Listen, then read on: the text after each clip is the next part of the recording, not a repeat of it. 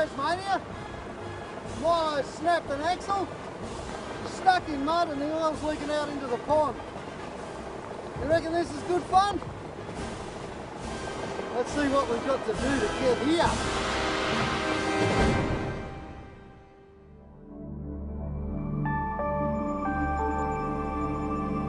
This is the west coast of Tasmania. We're just north of Granville Harbour, and we're going to drive all the way up the coast to the Taipans. And from there, we're going to cut inland to Corinna, and I'm hoping we'll be able to do the Balfour track too. Wow, this is one of the wildest, most remote places on earth, and an absolute magic place to bring your four-wheel drive.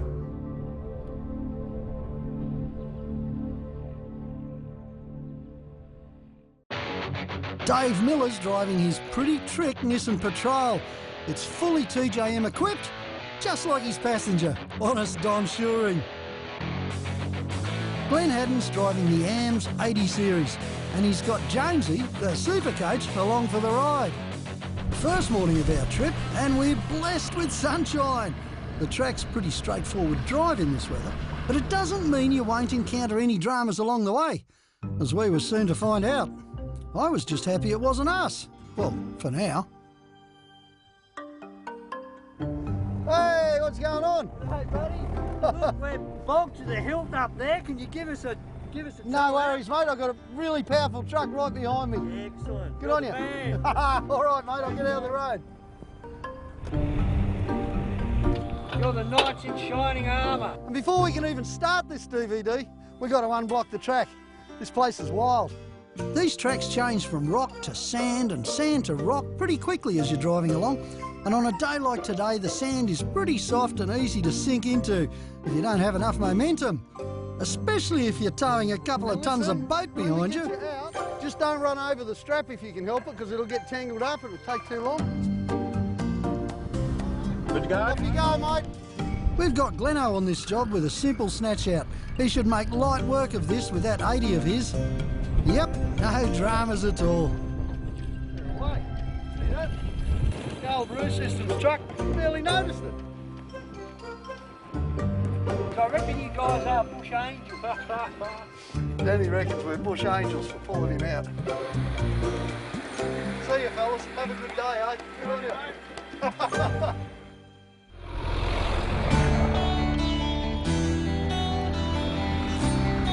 There's a lot of water on the track. A lot of big dips full of water. No real drama, it's pretty solid underneath, on the sand anyway, so it's not a problem. In fact, it's not a bad thing at all, because it's washing some of the salt off the truck. But I'll tell you what, if there's this much water this early on this track, imagine what it's going to be like further up the back there. Water on sand isn't such a drama. Water on mud, water on clay, water on soil, that can get swampy. I reckon we'll be finding a few swamps before the day's out. We haven't done real good on timing the tide today. This tide is right up. Yeah, according to my watch, John, we're just about smack bang on high tide. It's not a monster tide, and the sea's not as bad as it can be. I guess all we can do is give it a go, really.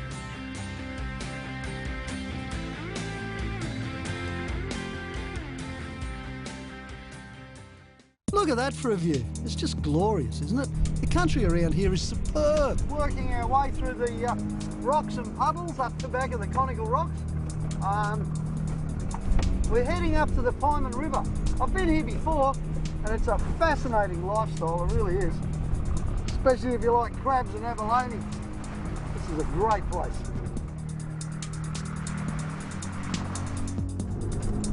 We all knocked our tyre pressures back to 16 for the run up the beach. But after losing, what, 2 tyres off rims on the camera cars, and then Dave's, it starts making you think. And what it made me think was that this is pretty awkward ground. Because even though you've got all this mud and slush and everything else, the sort of stuff you really would like low pressures for, you've also got lots of surprise little rocky ridges and things like that, usually hidden under dirty water puddles. And that, of course, is what's peeling our tyres off. So we've pulled a bit of a compromise now. We've gone from 16 back to 25. 22, 25, depending on the weight of the vehicles. Hopefully that'll keep a few tyres on rims.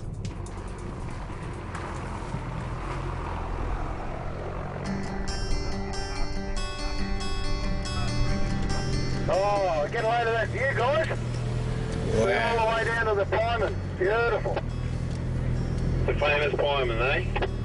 That's it there, just at the end of the beach. That looks awesome. It's massive. Fantastic place, hey? It's amazing to think that, you know, they used to get boats in and out of there. Well, they still do get boats in and out of there. But imagine doing that in a steamer in the old days in the big sea. We're on our way to meet our old mate Kim and his dad Mick. They own one of the shacks down here at the Taipan Heads, and they've been coming here for years. It's no wonder, really. It's just beautiful down here.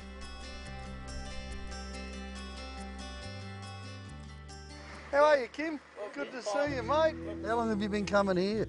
Over 70 years. What was it like in the early days? Pretty light on for people, not many shacks. Yours is one of the first, I believe. Yeah, there was a couple here before this one. This shack of ours has grown a bit since about 1968. Yeah. It used to be Dad's office at Surrey River. Yeah. After they finished, the boss up there said to him, Mick, you've done a good job. He said, 20 quid and you can have your office. So, 20 quid? 20 quid. Yeah, it floated down the river on a punt. Yeah. How did you come in the early days? Oh, it was only a pick and shovel road, gravel road, Yeah. which is still, most of it is now, anyhow, from 70s. What were you driving then? We had a 1936 Ford. We only drove it down to Crina there and we hired a boat. Yep. The 1.5 horsepower Anzani. How about that? Mike, can I ask you how old you are? I'll be 90 on the 22nd December. Fair dinkum. Yep. Every bit of it. This lifestyle must be very good for a man, that's all I can say. Worked hard, played hard, Yeah. had a lot of fun. Yep. Still living. And come down the Taipan's a lot. Yeah. Still living. Good on you, Mike. Kim was kind enough to give us a guided tour of his shack. He doesn't actually live here, but it's a place to come and get away from it all and live a sort of a more simple life for a while. This is his old office from the side. Gas fridge? Gas fridge, yeah. Oh, look at this. Best one for food, grog or whatever. We're ready to go there. Kim knew I'd be interested in some of his toys. Wow, he's got some beauties too. Whoa! The rest of the shed fell down. Oh, look at this. The old fat wheel motorcycles. If you could carry one spare on your whole Corby, you'd carry one of these. Because you could get out from anywhere with this thing. I haven't seen one in years. Oh, you've got two of them. Holy dooly. Of course, there's nothing better than a Suzuki four-wheel drive or a little Daihatsu on soft sand and in terrain like this. And they're really popular down here too. In fact, some of them haven't got that much rust. It was great to meet Kim and his dad and get a first-hand insight into this area. But if we're going to complete our trip on schedule, we have to say our goodbyes and get moving. Hey, John, where are we going now? The plan is to head up the inland track here and see if it's a bit different. Might see some different country. Our only issue is that we've got to make the ferry. No idea how this inland track's going to be.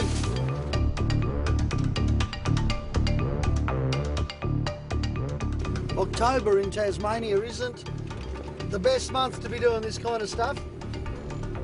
Well, it is or it isn't, depending on your viewpoint, I guess. This track is chopped up like you wouldn't believe.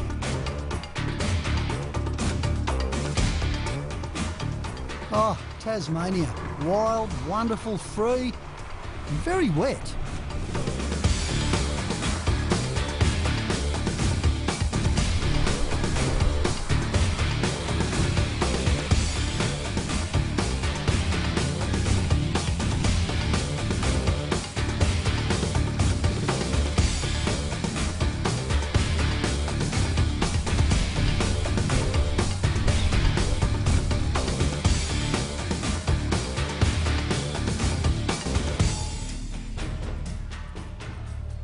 Couple of issues here.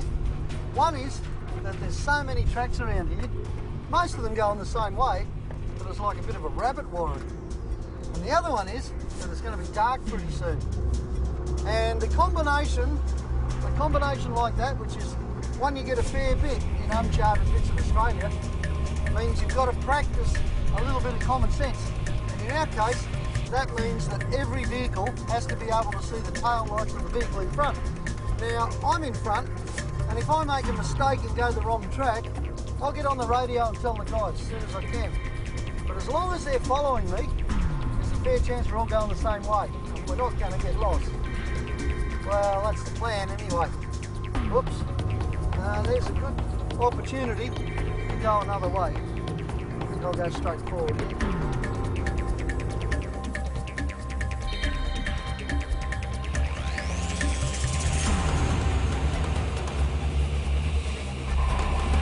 With the day drawing to a close, the last thing I wanted was a mechanical problem. But after that bog hole, I knew something had gone wrong. I snapped the long axle in the high country, and we sorted that out. And now we've snapped the short axle. And I guess it's just par for the course, isn't it, Gleno? Look at that, eh? It's not the axle that's broken, it's the studs. It's time at a pace though, isn't there? It's a good time, but it's not a good time, it's not a great place. I shoved the cloth up there basically just to stop too much crap going in and too much oil coming out. Right at the moment, the fix is simple. It consists of putting the rear locker on. At least I've got one wheel drive up the back. My big trick now is to lay off the front locker, not that I use it much anyway, until I desperately need it. So really, what I'm doing here is driving along in two-wheel drive, diagonally. This weather, this track, and two-wheel drive just don't mix, and I knew it wouldn't be long before I got stuck again. The trouble is, it was always going to be in a place that I didn't want it to be. With Milo sitting here in this dirty water, it's just getting into that axle housing. This is a pretty bad situation, guys. How did it all go so wrong? We have to move fast now. It's going to be dark soon.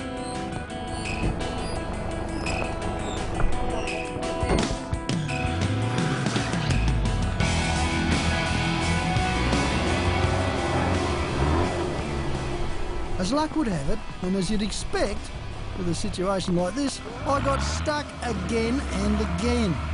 Things weren't looking good at all. It's getting dark, it's slippery as hell. Raining. Milo's a two-wheel drive. Are we having fun yet? We've got two snatch straps attached, and Dave's still on a slippery plateau, and I've got 10 feet in front of me where the diffs are bottoming out. So this is not ideal, but right at the moment it's probably all we can do. Morale had sunk to new depths by now, and it was almost impossible to find our way in these conditions. With the weather worsening and freezing temperatures, we were in real strife, when suddenly a voice came over the radio.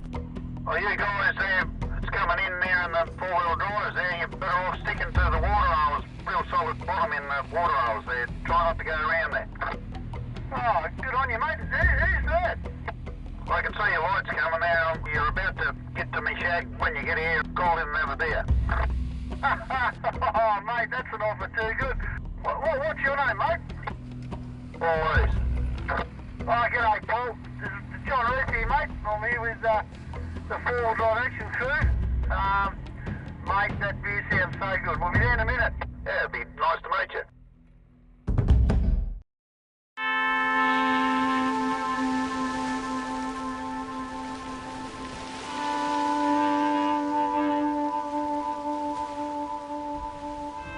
Waking up in Paul's warm shack was magnificent, especially considering where we should have been. But Paul's generosity didn't end there. It just so happened that he's a skilled mechanic himself, as well as a whole lot of other trades that he's obviously good at. He's rebuilt several four-wheel drives and even built himself one from scratch, so it wasn't surprising that he had a few spare parts lying around. It looked as if our luck had changed, and as it just happened, Paul had an old 60 series chassis in his backyard, and the one good bit on it was a little bit of hub, just the one I needed. We all chipped in and went to work, the super coach and Gleno ripping the 60 to bits, and me over there on Milo, so we could get back on the road and continue our trip. But while we worked, I wanted to get to know Paul better, as I know it wasn't the first time he's come to the rescue. How long you been here? Oh, 20 years or so. Coming down here when I was a young fella and kept on coming back. So we're actually on your land, aren't we? That's right, yeah. How much have you got here? 100 acres, yeah. 100 acres of paradise. The boys are pretty intrigued by this this medal inside there, the certificates. Oh. What's all that about? A couple of years ago I rescued a kayaker out off the Taipan there. He got a Canadian fella, he was paddling around by himself, and there was a couple of friends there was out, had some pots set out in the point. They happened to see him and come back and told me, and surveyed the situation and decided to go out there and have a crack at getting him back. Geez, you're modest, mate. I read that thing in there. I reckon there's 5, 6, 7 metre seas. Yeah, 7 metres. A roaring southwesterly, 7 metre seas, and you went out in a tinny to rescue some bloke. Yeah. He wrote an article and sent the magazine out to me from Canada. And when you pulled him out of the water, by the reading of that, he was just about done. Oh, he was, yeah, stuffed. he was on his last legs, yeah. Holy dooly. Yeah. He owes his life to you, doesn't he? Don't mind helping out there or anybody, you know, that's what you do, isn't it? Mate, that's what you do. No, And you know, anybody would do the same thing. National Parks want this land. If they get hold of it, they're going to stick gates up and they're going to charge people to come in. And here you've got a guy who lives here, who lets everyone come through his land, who cleans up after them, who rescues them, saves their lives, and doesn't charge them a penny. Oh. Mate, don't you reckon... I can see a big contradiction in all that, you know what I mean? Oh, well. I think it's fantastic, Paul. I mean, you're saving my butt, you know. Only too pleased to help, mate. Yeah. Oh, good on you, mate. Yeah. Paul was a hero before he met us, but now, I tell you, he's definitely our hero too. Milo was back to her former self, and it was time to head off. Roothy, are we the luckiest guys in the world just to bloody run across that man? But mate, that was amazing. I mean, I know the bloke saves lives, but he saved our life last night, didn't he? That was fantastic. I'll tell you what, there's not many people do that kind of stuff anymore. That sort of out-of-the-way hospitality used to be the old Australia, I guess. It's nice to see it's not dead and gone. Good on you, Paul. Thanks, mate. That was awesome.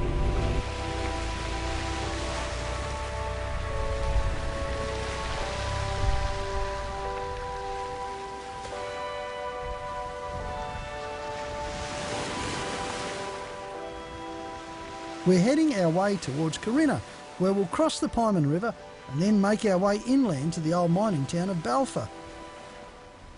What I hadn't told the boys is that I had a little surprise up my sleeve. I've got a detour in mind that's sure to put a few driving skills to the test. Time to get the gumboots on. I think things are going to get a little bit muddy up here. Well, we wanted a challenge, and I reckon Farmer Don's given us one. He's pointed us from the back of his property at an old pack track. Now, a pack track is something they used in the horse days. Don here tells me that this track that leads out the back of his farm hasn't been driven on in years. He told me that it gets rather swampy down the bottom, and there's one almighty slope that could be all washed out by now. In fact, the last thing that went down this track was 30 years ago, and it had big treads on it. Yep, it was a bulldozer. Oh dear. Oh well, let's see what the weather's done to this one. This is going to be really interesting. Add to that the rain, the fact that it involves a whole lot of peat moss, a couple of channels where no one knows how deep they are, and then it pops out in the middle of a swamp. Wow, everyone's ready. We got our winches out, we got everything set, ready to rock and roll. Tyres are down, brollies are up. Let's lunge off into the unknown. I actually love this bit. I wonder if there's an iceberg up here somewhere.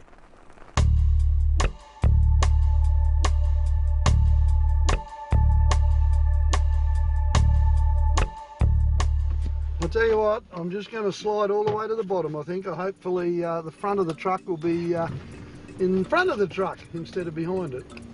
Just on that note, John, as a bit of a safety precaution, we'll give you a bit of space so we don't slide back into you. Pretty important in these sort of conditions. Too right, Dave. good point. Give me lots of space. All I'm doing here is aiming it dead straight with the rear locker on. Starting to slip already. There's no traction here, but my old girl's pretty good at this stuff. It's not too bad actually so far. I'll tell you what though, it's going to get worse for every vehicle that comes through. This is where the cows have cleared it a bit, so it's really soft and soggy. Not much steering, is there? Aim straight and hope for the best. Yeah, yeah. We've got to watch out. There's a big ditch just near my left wheel there, and it ain't good.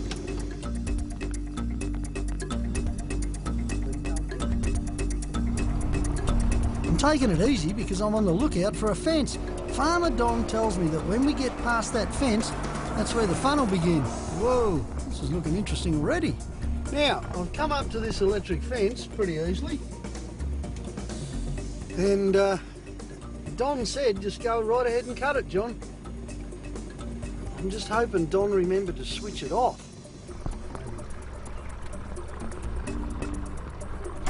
If you ever have to cut a fence, there's really only one rule, and that is, if it's already been cut, cut it there, okay? That way the farmer doesn't have two repairs to make, just one. And in this case, this has already been cut and then wrapped. A wrap is just a tight wind, you'll see that in a minute. There's a bit of a trick to undoing a wrap, just like there is to doing one. And it all starts with a little spanner. Righto. Let's go and have a look at it. Well, this is it. This is where it's been cut before. This is called a wrap. It's pretty easy to unwrap. All you do is get a loose end and start turning, and it should unwrap. This is high tensile wire. That means it's thin, very hard to bend. You bend it 3 or 4 times and it breaks. And we've left it in such a manner that it can be easily repaired. Righto. Let's do it. Good work, John.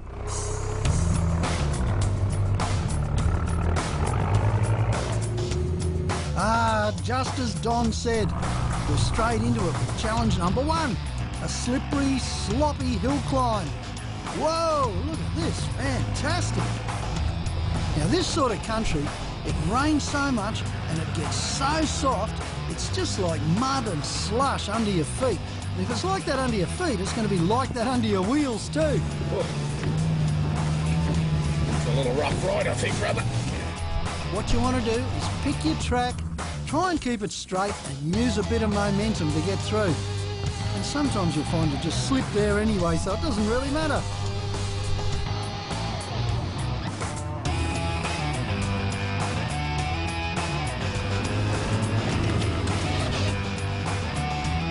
Come on, Glenno. Didn't lose traction at all, did they? No. Oh, great big hole coming up, guys. I hope it's like the rest of them. It's fairly stable on the bottom. Okay, well, since you're going first, we'll watch very closely what happens.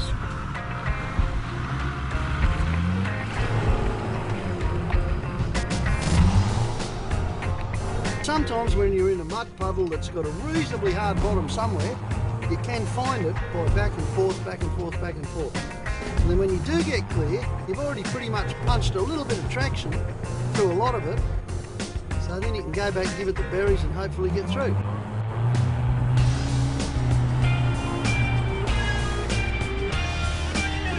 Oh, it was dead easy.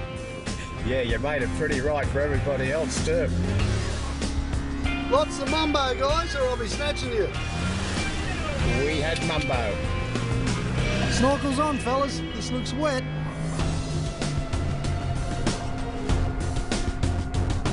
There's another one coming up just like it.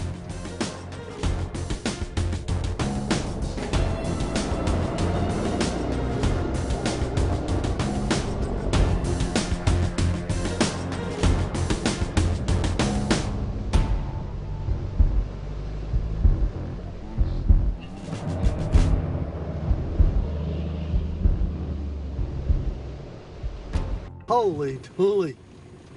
And look what's ahead. Oh boy.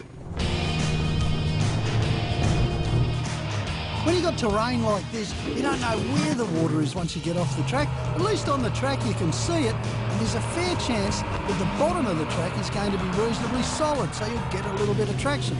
So really, it's one of those 50-50 things. You can go off the track, take advantage of the button grass for a bit of traction, and then find yourself in a ginormous mud hole somewhere, or you can stay on the track and find yourself in a ginormous mud hole somewhere. Either way, you've got to have a go. Oh, this is going to be fun. How good was that? One mighty drive. Far out! I thought my old girl was pretty special before. Now I'm thinking she's great. Here we go, Donny. Righto.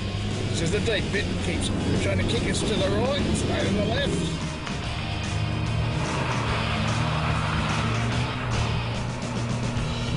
Come on, Dave. He's through. Oh, well driven, Dave. Come on, Gleno, give it the berries.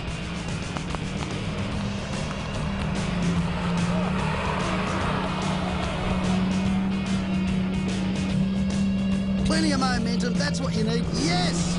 We're through. Woohoo! Well done, son. Well done, mate. Felt good. Big plunge into the poo here. Not much for it, except to have a go. I've got both lockers on, and to go me hardest.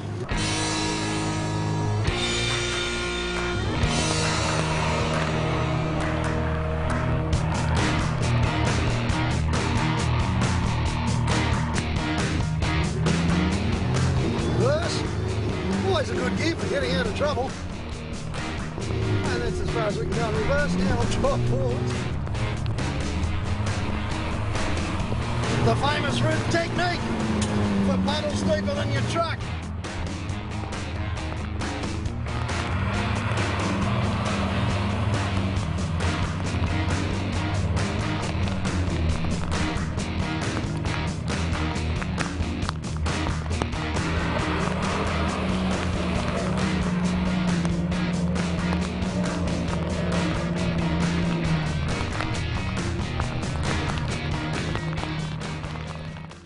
That steep slope we were told about. And the word steep is a bit of an understatement. This thing looks absolutely gruesome.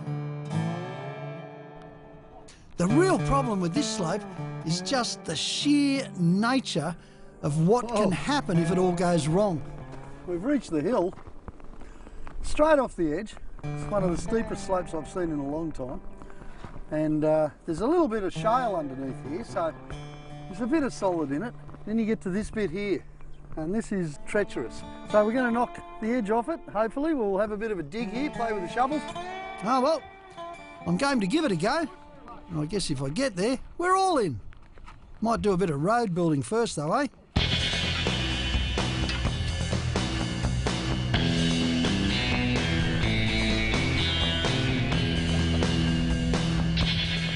Here we are again, making tracks.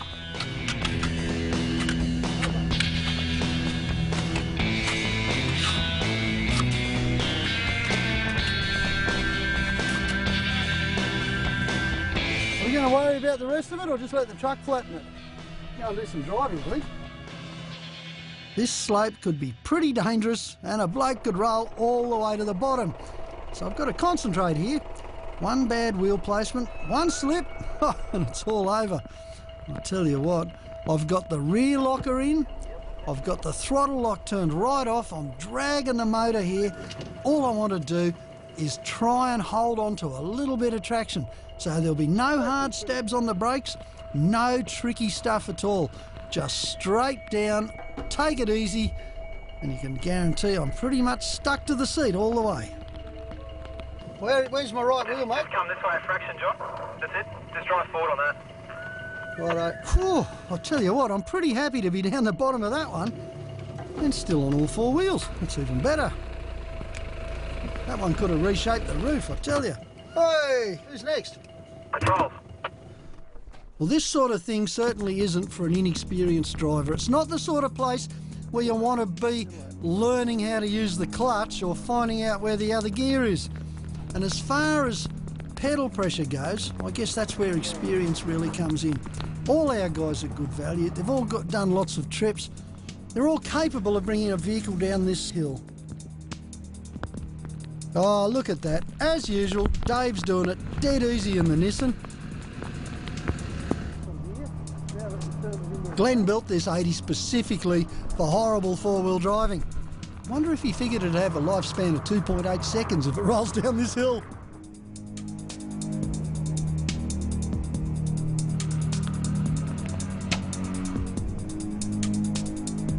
We just had a bit of a look around the corner, down the bottom of the hill here. And it looks a bit like quicksand. Where it's not quicksand, it's talcum powder. Don just sank up to his knees and he was trying to walk around it. This could be really good. Just when you think you've done the hard bit, eh? Well, this rain wasn't exactly part of my surprise detour, and as the ground is turning into mush, it's bound to happen sooner or later. Dave's sunk, and he's gonna need a snatch out. Come on, Mr. Miller. We'll get that patrol out. Now, realising what this track is like down here, it would normally be a great decision to turn back.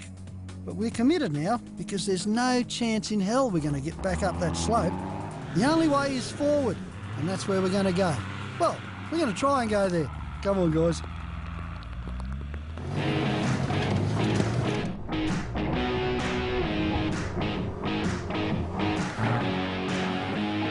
Oh dear, Milo's turn to play in the mud. Looks like Dave's going to have to return the favour.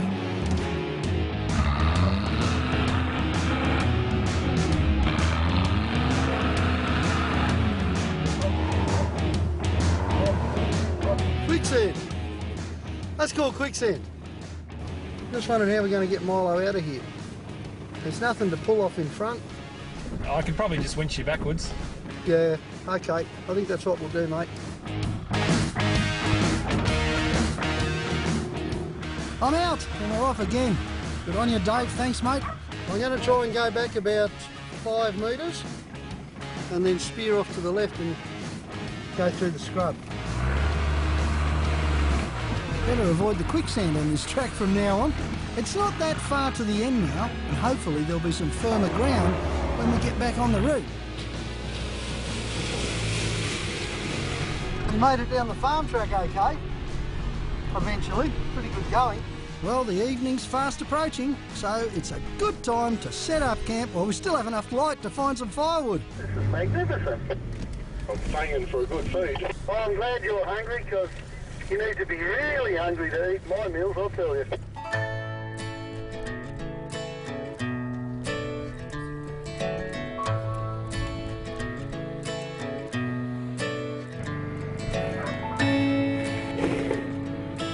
It gets pretty cold down here in the winter, and a good campfire makes things a whole lot better, I can tell you.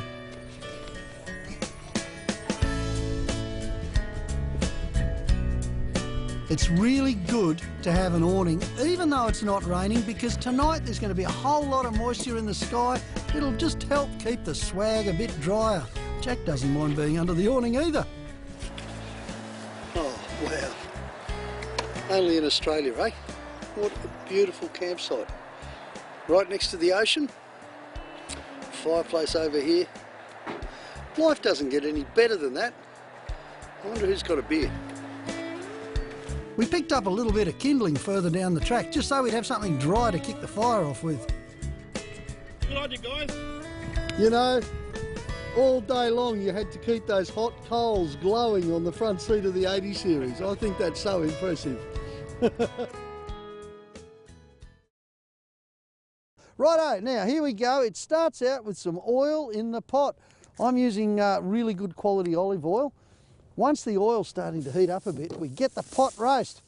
Pot roast is essentially a great big lump of steak that hasn't been sliced up. In she goes. What you should do is brown it on both sides. That's what I'm going to do.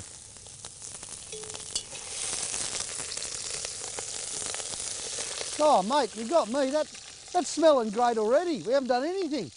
We're on a winner. So far so good. It's browning up really nicely. I like the look of that.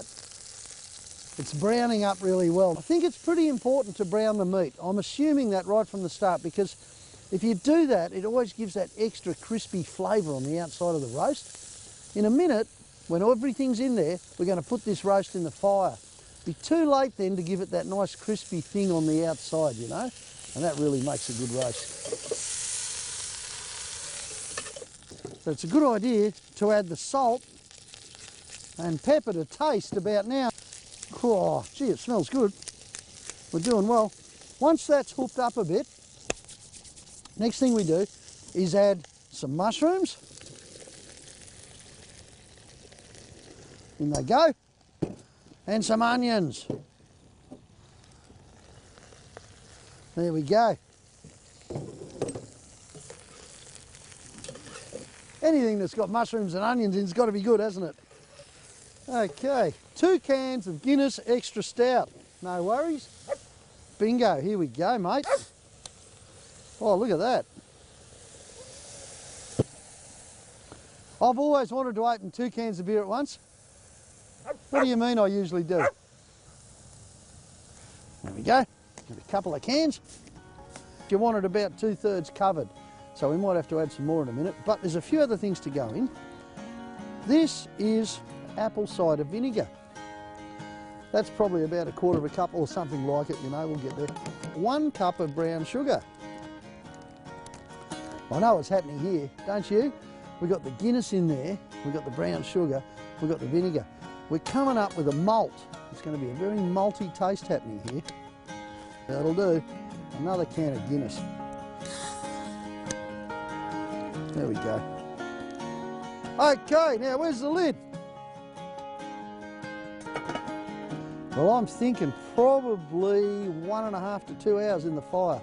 So I reckon we'll have a look at it in about 1.5 hours time, okay? We'll go and make a fire for it.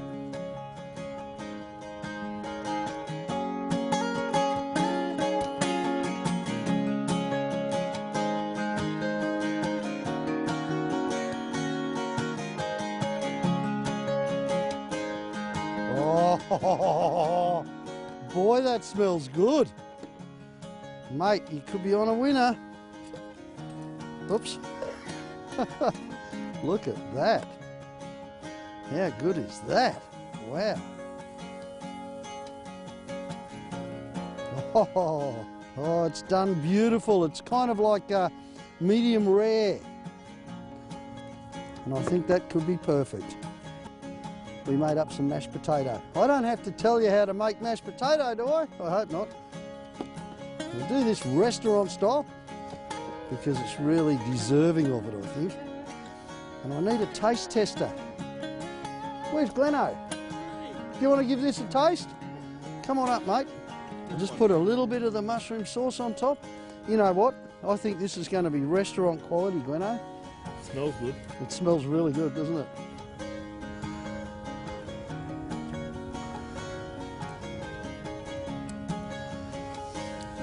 I tell you what.